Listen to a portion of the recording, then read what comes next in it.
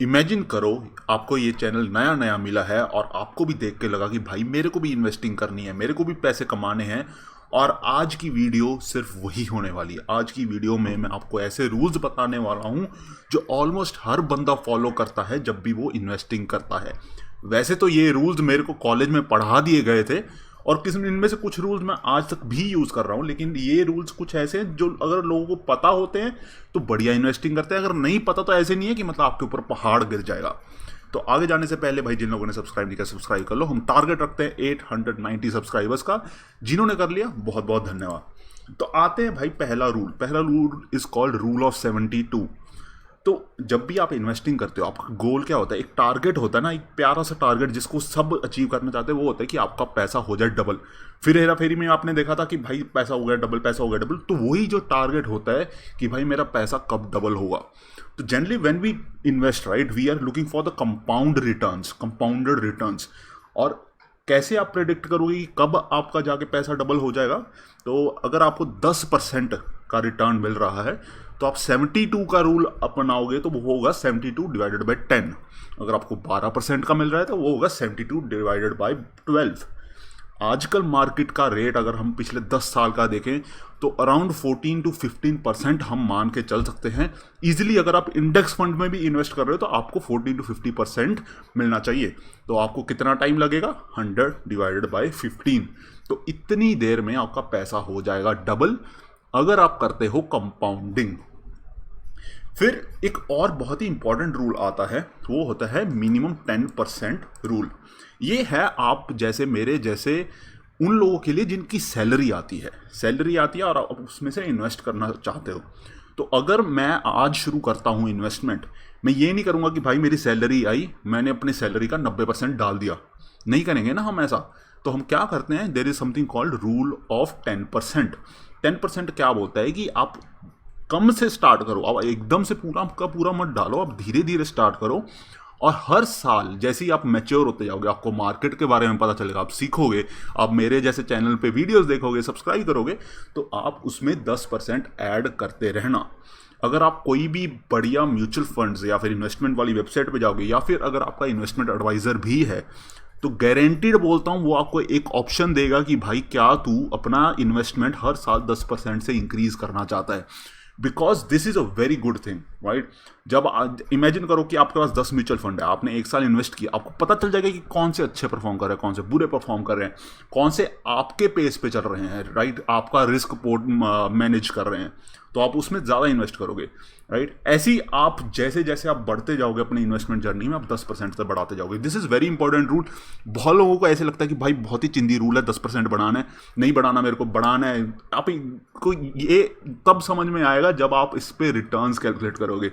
अगर आप हर साल 10% से बढ़ाते जाओगे, आपके रिटर्न्स रॉकेट साइंस से बढ़ेंगे because of compounding. Then there is a rule of 100 minus age rule. तो ये रूल क्या बताता है? ये रूल आपको बताता है कि आपको कैसे अपना रिस्क मैनेज करना चाहिए। यहाँ पे मेरे को सबसे इंपॉर्टेंट भी बोलूँगा और सबसे फ्रीक्वेंट भी बोलूँगा कमेंट जो मिलता है, वो मिलता है कि भाई मैं किस में इन्वेस्ट करूँ, मेरे को पैसे कमाने हैं। हर किसी को पैसे कमाने हैं, लेकिन एक चीज़ जो हर बंदे की डिफरेंट होती है, मेरी डिफरेंट होगी, आपकी डिफरेंट होगी, आपके बगल में बैठे हुए इंसान की डिफरेंट होगी, वो होता है रिस्क प्रोफाइल। कि आप पे ऊपर कितनी उम्मीदें हैं, आपके घर वालों को कितनी उम्मीद है, आप पे कितनी जिम्मेदारियां हैं, राइट। उसके बेसिस पे आपका रिस्क प्रोफाइल बनता है। मैं अभी अपने अर्ली 20s में हूँ, राइट, तो मैं इतना रिस्क उठाता हूँ कि भाई मतलब मेरा पूरा पूरा पैसा डूब सकता है। हालांकि अभी तक नहीं डूबा, मेरे को बहुत बढ़िया रिटर्न्स मिल रहे हैं, लेकिन मैं उस जगह पे हूँ जहाँ पे मैं रिस्क उठा सकूँ।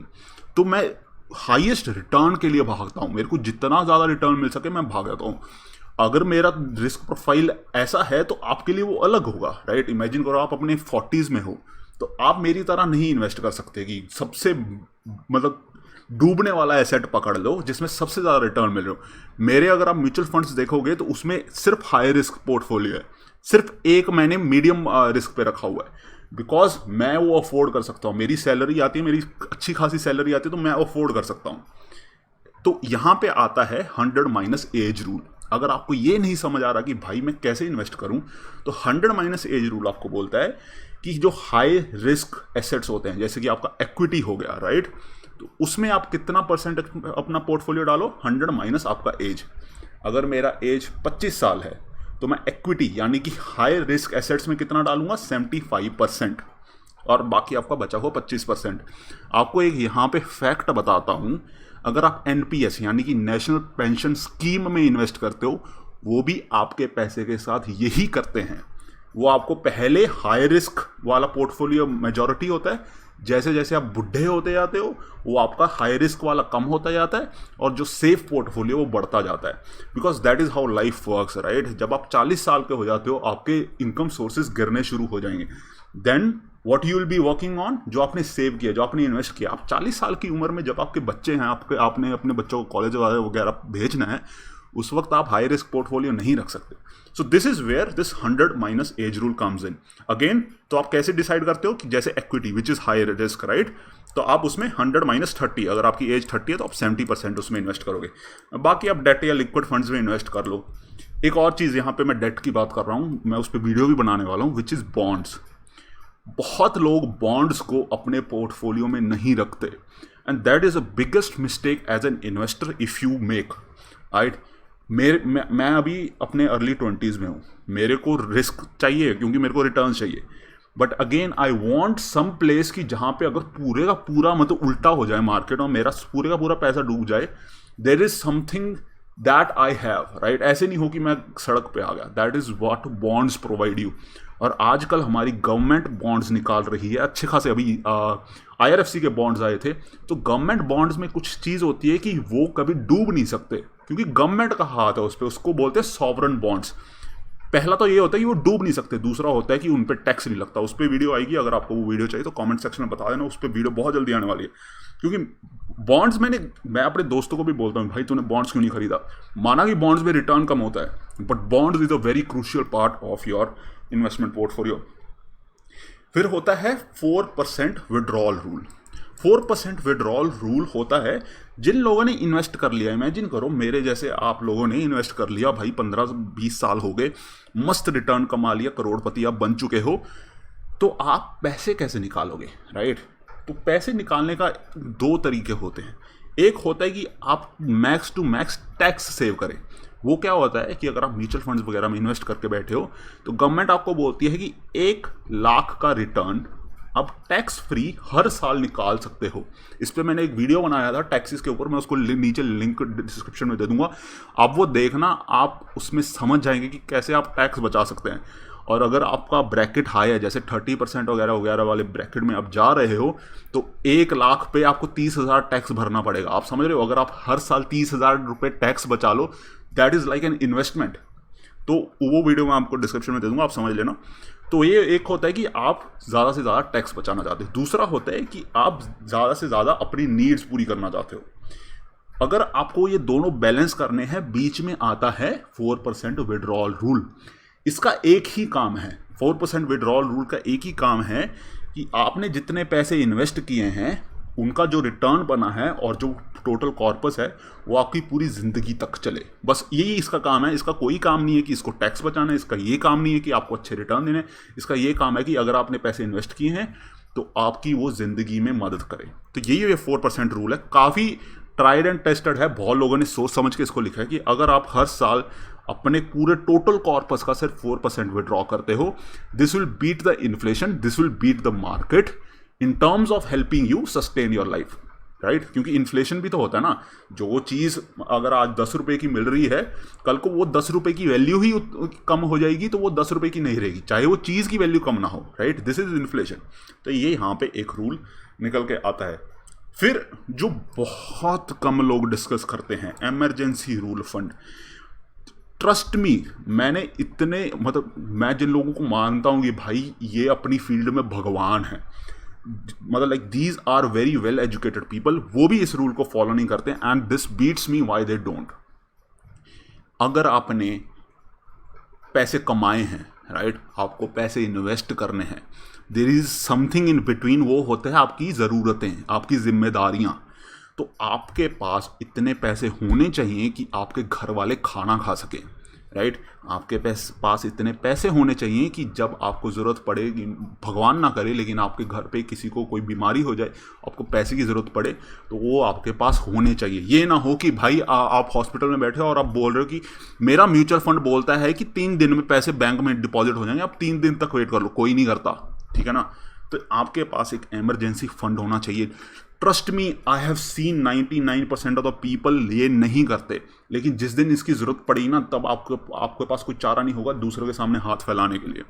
तो आपके पास कुछ एक होता है कि भाई मेरा इतना महीने का खर्चा होता है, वो तो आपके पास होना ही चाहिए, वो तो मेरे हिसाब से हर कोई रखता ही है। एक होता है इमरजेंसी फंड कि अगर भगवान ना करे कुछ हो जाए तो आपके पास पैसे हों।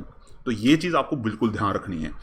मेरे मामले में, क्योंकि मैं पंजाब में रहता हूँ, चीज़ें एक्सपेंसिव हैं यहाँ पे, but it's not as expensive जब मैं बंगलौर में था। सो मैं अराउंड 2 to 2.5 लाख रखता हूँ किसी भी चीज़ के लिए, कि अगर मेरे को ज़रूरत पड़े तो 2 to 2.5 लाख मेरे पास एब्सोल्यूट लिक्विड है।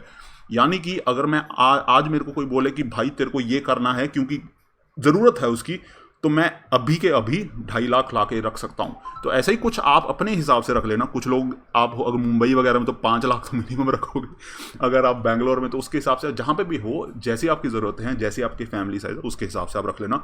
Extremely important. मेरे को नहीं पता कि ये लोग क्यों नहीं करते, लेकिन जिस दिन सर पे आके पड़ेगी तो पता चल जाएगा। इन द लास्ट बहुत ही इतना डेप्थ बातें कर ली, बढ़िया प्यारी सी बात करते हैं। वो होता है कि जैसे हमने बोला कि रूल ऑफ 72 आपको बताता है कि अगर आपका एक्स रिटर्न है पर एनम, तो आप 72 डिवाइडेड बाय एक्स कर लो, उतनी देर में आपका पैसा डबल हो जाएगा। वैसे ये एक रूल बनता है, रूल ऑफ 114, इतनी देर में आपका पैसा ट्रिपल हो जाएगा। 114 डिवाइडेड बाय एक्स, इतनी देर में आपका पैसा ट्रिपल हो जाएगा।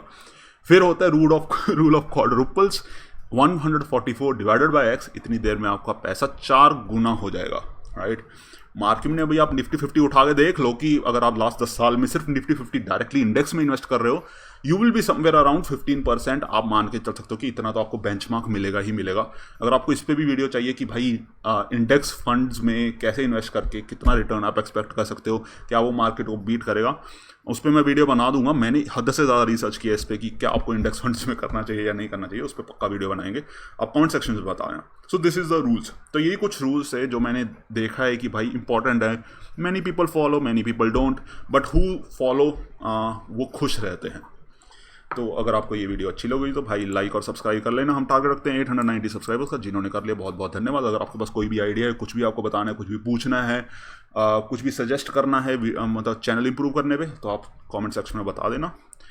फिर आपके लिए प्यारा प्यारा डिस्क्लेमर, मिलते हैं नेक्स्ट वीडियो में। बहुत बहुत धन्यवाद।